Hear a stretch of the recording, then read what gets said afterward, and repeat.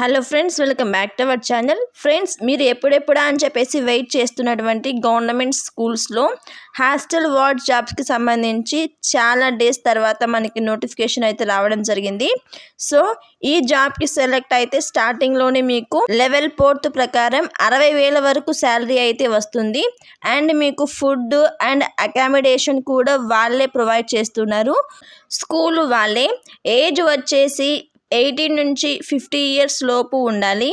ఏ విభాగంలో intermediate pass అయిన వాళ్ళైనా కూడా ఎలిజిబుల్. సో చాలా తక్కువ టైం అయితే ఉంది. అన్నీ కూడా గవర్నమెంట్ జాబ్స్. సో వీడియోలో మీకు కంప్లీట్ ఇన్ఫర్మేషన్ చెప్తాను. ఏ విధంగా అప్లై చేసుకోవాలి కూడా చెప్తాను. సో ఎవరు కూడా స్కిప్ చేయకుండా ఫస్ట్ నుంచి లాస్ట్ వరకు చూసేయండి. అప్పుడే మీకు పూర్తి ఇన్ఫర్మేషన్ అయితే అర్థమవుతుంది. ఈ వీడియో కనుక మీకు నచ్చినట్లయితే సపోర్ట్ చేయండి, ఛానల్ సబ్స్క్రైబ్ చేసుకోండి.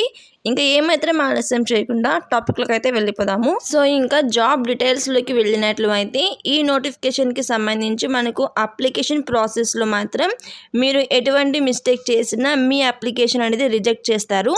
కాబట్టి ఇక్కడ జాగ్రత్తగా మీరైతే వీడియోని కంప్లీట్గా చూసే ప్రయత్నం చేయండి. ఈ జాబ్కి సంబంధించి మనం అప్లికేషన్ వచ్చేసి ఆఫ్లైన్లో అంటే వీళ్ళు అప్లై చేయాలి.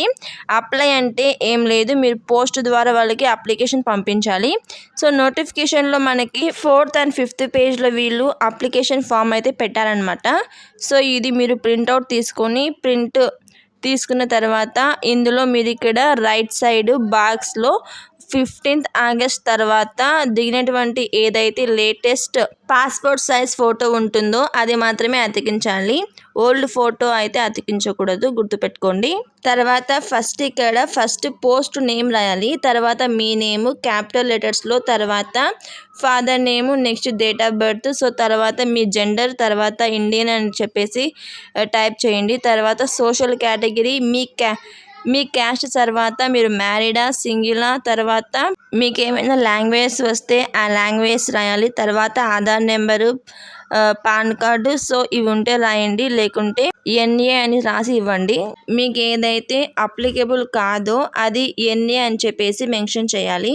తర్వాత అడ్రస్ డీటెయిల్స్ రాసేసి తర్వాత సో మిగతా డీటెయిల్స్ అన్నీ కూడా రాసేసి తర్వాత క్వాలిఫికేషన్ పేజ్లో మాత్రం ఇక్కడ ఈ బాక్స్లో ఫస్ట్ ఎస్ఎస్సి తర్వాత ఇంటర్మీడియట్, ఆ విధంగా మీరు ఏ క్వాలిఫికేషన్ ఉందో దానికి రిటైర్డ్గా క్వాలిఫికేషన్ డీటెయిల్స్ రాసేసి సో ఫైనల్గా ఇక్కడ మీకు 16th వచ్చేసి ఎక్స్పీరియన్స్ అని చెప్పేసి ఉంటుంది. ఇది మాత్రం ఇక్కడ మీకు ఎక్స్పీరియన్స్ ఉంటే రాయండి ఆ బాక్స్లో, లేకుంటే ఎన్ని అని చెప్పేసి ఈ విధంగా రాయండి. సో మిగతావి అప్లికేబుల్ కాకుంటే మిగతావి కూడా ఎన్ని అని చెప్పేసి మెన్షన్ చేసేయండి, సరిపోతుంది. తర్వాత మీకు ఏమైనా హాబీస్ ఉంటే హాబీస్ని మెన్షన్ చేయండి, లేకుంటే మీకేం హాబీస్ లేకుంటే ఎన్ని అని మెన్షన్ చేసి ఇవ్వండి. తర్వాత మనకి ఫీకి సంబంధించి మీరు ఏదైతే పే చేశారో ఆ ఫీకి సంబంధించి ఆ ఫీ పేమెంట్ ఏ విధంగా చేశారో ఆ డీటెయిల్స్, తర్వాత యూపీఐ నెంబర్ కానీ ఒకవేళ గూగుల్ పే చేసింటే లేకుంటే ఫోన్పే ద్వారా కానీ యూటీఆర్ నెంబర్ అండ్ పేమెంట్ ద్వారా ఏ రోజు చేశారో ఆ పేమెంట్ రిజిస్టర్డ్పై అప్లికేషన్ ఫామ్కి అటాచ్ చేయాలి. నెక్స్ట్ ఈ జాబ్కి సంబంధించి సెలెక్షన్ ప్రాసెస్ చూద్దాం ఫస్ట్.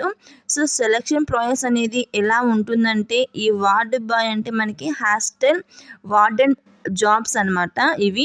ఈ యొక్క జాబ్కి సంబంధించి బోత్ మెయిల్ అండ్ ఫీమేల్ ఇద్దరు కూడా ఎలిజిబుల్ సెలెక్షన్. ఫస్ట్ మీకు రిటైర్ టెస్ట్ పెడతారు 50 మార్కులకి, దాని తర్వాత స్కిల్ టెస్ట్ ఉంటుంది. So skill test retire test రెండు కూడా మనకి పరిగణలోకి తీసుకుంటారనమాట. సెలెక్షన్లో రిటైర్ టెస్ట్లో జస్ట్ జీకే నుంచి 5 మార్క్స్, ఇంగ్లీష్ నుంచి 10 మార్క్స్, బేసిక్స్ మెథడ్స్ నుంచి 10 marks, subject test of appropriate level నుంచి 25 మార్క్స్. ఈ విధంగా మనకు 1 hour పార్ట్ టైం కూడా ఇంగ్లీష్ లాంగ్వేజ్లో క్వశ్చన్ అయితే వస్తాయి. ఇది అయిపోయిన తర్వాత నెక్స్ట్ స్కిల్ టెస్ట్ పెడతారు. సెలెక్షన్ జాగ్రత్తగా చూడండి, 50 మార్కులకి అయితే ఉంటుంది. ఇది కూడా ఇందులో వచ్చేసి ఏంటంటే మీకు రన్నింగ్ ఆర్ సెటిల్ షో, మీకు నార్మల్గా బయట ఇంటి దగ్గర అక్కడక్కడ ఆడుతూ ఉంటారు కదా షటిల్, సో వాటికి సంబంధించి 10 మార్క్స్. తర్వాత గేమ్స్ డ్యూటీ టెస్ట్ అంటే పిల్లలకి మీరు గేమ్స్ ఆడించాల్సి ఉంటుంది అన్నమాట. సో దానికి రిటైర్డ్గా గేమ్స్ డ్యూటీ టెస్ట్, అంతేకాకుండా setting off bed show already చెప్పాను కదా. హాస్టల్ వార్డింగ్ అంటే ఏమిటంటే, సో మనకి కొంచెం అలాంటి వర్క్స్ ఉంటుంది కదా, అందుకు మనకు ఇలాంటి టెస్ట్లు అయితే పెడతారనమాట.